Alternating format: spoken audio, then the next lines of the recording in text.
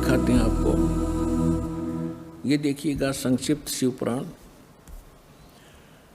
इस संक्षिप्त शिवपुराण के अंदर ये गीता प्रेस गोरखपुर से प्रकाशित है, सचित्र मोटा टाइप, केवल हिंदी। और ये कहाँ से प्रकाशित है देखिएगा, हनुमान प्रसाद पोद्दार इसका इनके संपादक हैं और प्रकाशक हैं। ये गीता प्रेस गोरखपुर, गोविंद वन कार्यालय, कोलकाता का संस्थान। यहाँ देखिएगा संक्षिप्त शिवपुराण 98वें पृष्ठ से हम थोड़ा सा पढ़ेंगे।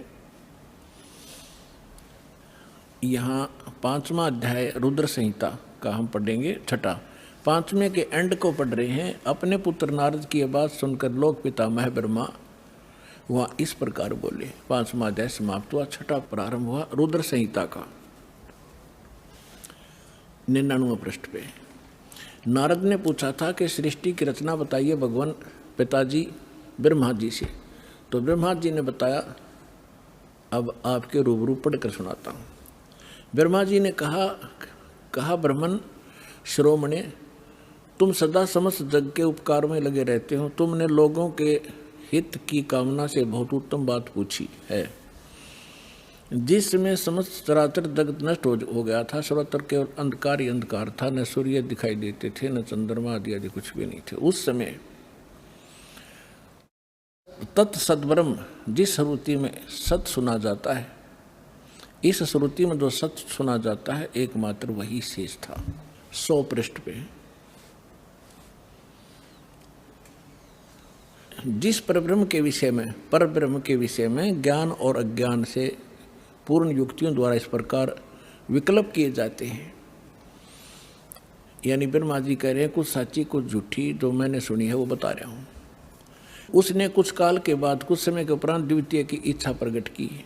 उसके भीतर एक से अनेक होने के संकल्प उदित हुए। तब उस निराकार परमात्मा ने अपनी लीला शक्ति से अपने लिए एक मूर्ति की कल्पना की। इनका क्या मानना है कि परमात्मा मूलतः निराकार है और उसने फिर अपने आकार में आने की सोची, तब क्या बन गया, वो सदाशिव बन गया। फिर वो सदाशिव बन गए। अब देखो क्लियर होगा यहाँ से। उसने कल्पना की, मूर्ति की कल्पना की अपने लिए। उस निराकार परमात्मा ने अपनी लीला शक्ति से अपने लिए मूर्ति की कल्पना की।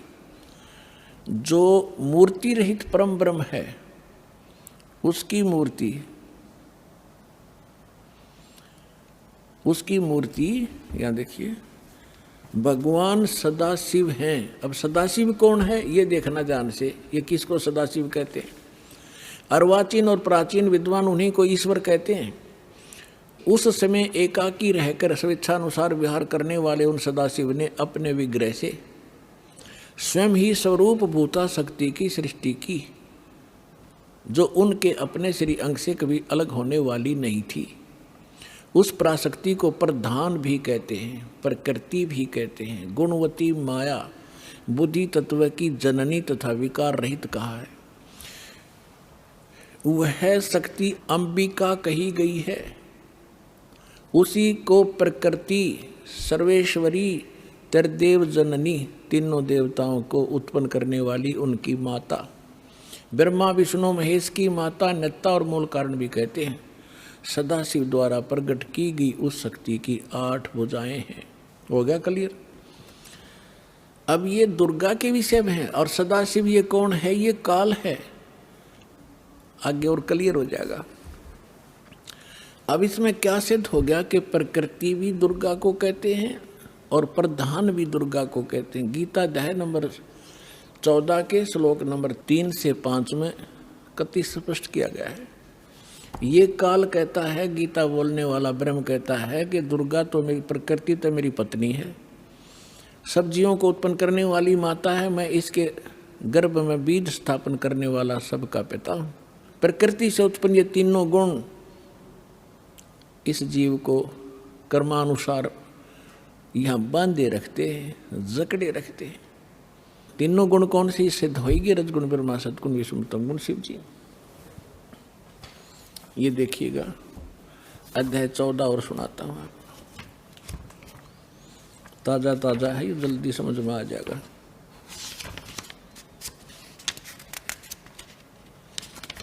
ये देखिएगा, गीता अध्याय नंबर, श्रीमद् भगवत गीता अध्याय नंबर 14 का और श्लोक नंबर 3 में, हे अर्जुन, मेरी महत माने प्रधान ब्रह्म, मेरी महत रूप मूल प्रकृति संपूर्ण भूतों की योनि अर्थात गर्भाधान स्थान है। मैं उस योनि में चेतन यानी गर्भ को स्थापन करने वाला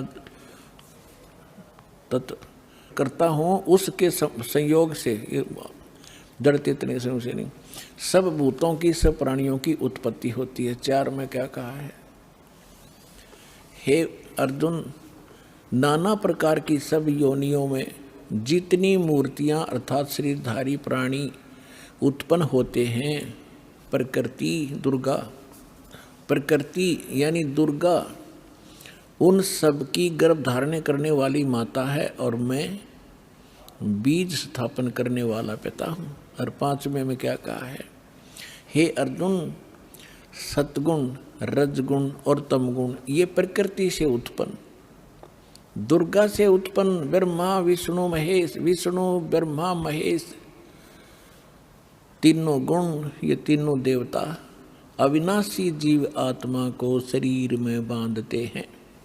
अब इसने काल ने हमें मूर्ख बनाने के लिए ब्रह्मा विष्णु महेश के सिर ठेकरा फोड़ दिया कि ये तीनों देवता ही सबको यहाँ फंसा कर रखते हैं। परमात्मा ने आकर बताया, ब्रह्मा विष्णु महेश्वर माया और ये धर्म राया कहिए, इन पांचों मिल परपंच बनाया, वाणी हमरी लइए। ब्रह्मा विष्णु महेश दुर्गा और काल ने इन पांचों ने मिलकर ये परपंच रच रखा है। हमारी बात को गहराई से सोचियो बच्चों, परमात्मा ने कहा। अब ये सिद्ध हो ही रहा है, ये पांचों मिलकर जकड़े बैठे हमारे को। इन पांचों मिल जीव अटकाए, युगन युगन हम आन छुटाए, बंदी छोड़ हमारा नामम, अजर अमर है अस्थिर ठामम, अमर करूं सतलोक पठाऊं, ताते बंदी छोड़ कहाऊं। यहाँ पवित्र शिव पुराण को हमने फिर उठा लिया, श्रीमद् भगवत गीता को रख दिया, उसमें से इतना ही लेना था। अब देखिएगा, ये संक्षिप्त शिव पुराण हम पढ़ रहे हैं और 100 पृष्ठ पे पढ़ रहे थे। यहाँ आगे थे हम,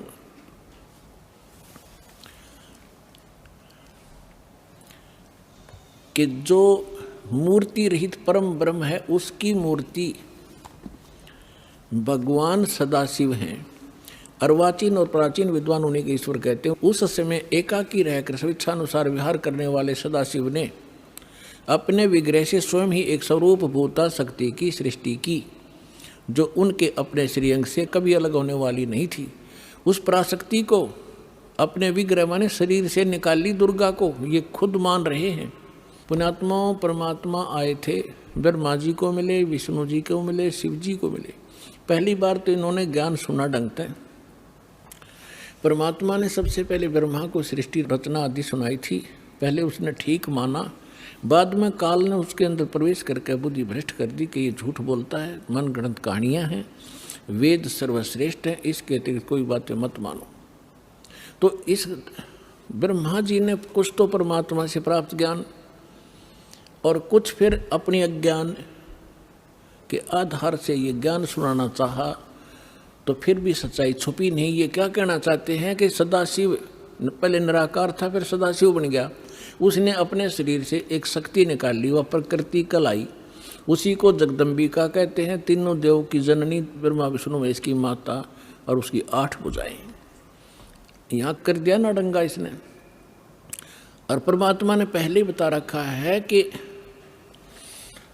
जैसे दास ने सृष्टि रचनामा आपको बहुत बार सुना है, उसमें आप खूब समझ चुके होंगे, तो उसी का कुछ अंश लेकर इसने यहाँ मिलावट की है। देखिएगा, उस समय एकाकी रहकर स्वेच्छा अनुसार विहार करने वाले सदाशिव ने अपने विग्रह से स्वयं ही एक स्वरूप भूता शक्ति की सृष्टि की, जो उनके अपने श्रीअंग से कभी अलग होने वाली नहीं थी। उस पराशक्ति को प्रधान प्रकृति गुणवती माया बुद्धि तत्व की जननी विकार रहित बताया गया। वह शक्ति अंबिका दुर्गा कही गई है। उसी को प्रकृति सर्वेश्वरी त्रिदेव जननी नित्य मूल कारण भी कहते हैं। सदाशिव द्वारा प्रकट की गई उस शक्ति की 8 भुजाएं होगी क्लियर। नाना प्रकार के आभूषण उसके श्री अंग की शोभा बढ़ाते हैं, श्री अंगों की। वह देवी नाना प्रकार की गतियों से संपन्न है और अनेक प्रकार के अस्त्र शस्त्र धारण करती है। एकाकिनी होकर भी वह माया संयोग वसात अनेक हो जाती है। वे जो सदाशिव हैं, अब ये डेफिनेशन है उस काल की, ब्रह्मा जी बता रहे हैं और अपने सदग्रंथों में लिखा है, देखिएगा। वे जो सदाशिव हैं उन्हें परम पुरुष ईश्वर शिव शंभु और महेश्वर कहते हैं। यहाँ देखना, वे अपने सारे अंगों में भस्म रमाए रहते हैं। उन काल रूपी ब्रह्म ने एक ही समय में शक्ति के नाथ नहीं, शक्ति के साथ, दुर्गा के साथ शिवलोक नामक अक्षेत्र का निर्माण किया था। उस उत्तम अक्षेत्र को काशी कहते हैं। वह परम निर्वाण या मोक्ष स्थान है जो सबके ऊपर विराजमान है। वह प्रिय और प्रियतम रूप, पति पत्नी रूप में शक्ति और शिव, दुर्गा और ये काल, ये स्पष्ट कह दिया। वो काल रूपी ब्रह्म ने, यो काल कहो ब्रह्म कहो, काल रूपी ब्रह्म कहो, सदाशिव कहो, ये ब्रह्म है। शक्ति और शिव ने, दुर्गा और काल ने, वे प्रिय और प्रियतम रूप यानी पति पत्नी रूप में शक्ति यानी दुर्गा और शिव जो परमानंद स्वरूप हैं, उस मनोरम अक्षेत्र में नित्य निवास करते हैं। मुने शिव और शिवा ने, काल और दुर्गा ने प्रलय काल में भी कभी उस अक्षेत्र को अपने सानिध्य से मुक्त नहीं किया। देवऋषि एक समय आनंद वन में रमण करते हुए शिवा और शिव के मन में यह इच्छा हुई कि किसी दूसरे पुरुष की सृष्टि करनी चाहिए, जिस पर यह सृष्टि संचालन का महान भार रखकर हम दोनों केवल काशी में रहकर इच्छा अनुसार विचरें और निर्वाण धारण करें। अब इन्होंने सोचा कि कोई पुत्र उत्पन्न करते हैं, उसको ये सारा काम संभलवा देंगे, हम निर्वाण धारण करेंगे, एकांत में रहा करेंगे। ये देखिएगा, ऐसा निश्चय करके शक्ति सहित सर्वव्यापी परमेश्वर शिव ने अपने वाम भाग के 10वें अंग पर अमृत मल दिया। फिर तो वहाँ से एक पुरुष प्रकट हुआ, यानी पति पत्नी व्यवहार किया, वहाँ से एक पुत्र उत्पन्न हुआ, उसका नाम के रखा। 102 पृष्ठ पे संक्षिप्त शिव पुराण 102 पृष्ठ पे। शिव ने कहा वत्स, उस काल ने कहा बेटा, व्यापक होने के कारण तुम्हारा विष्णु नाम विख्यात हुआ, विष्णु धर दिया तेरा नाम। अब फिर हम यहाँ आते हैं, ये हमने 6वां अध्याय पढ़ लिया रुद्र संहिता का 7वां, ये 7वां अध्याय 103 पृष्ठ पे। ब्रह्मा जी कहते हैं देवर से, तत्पश्चात कल्याणकारी परमेश्वर शाम सदाशिव ने, काल ने पूर्ववत प्रयत्न करके जैसे अपनी दुर्गा से विष्णु की उत्पत्ति की, मुझे अपने दाहिने अंग से उत्पन्न किया।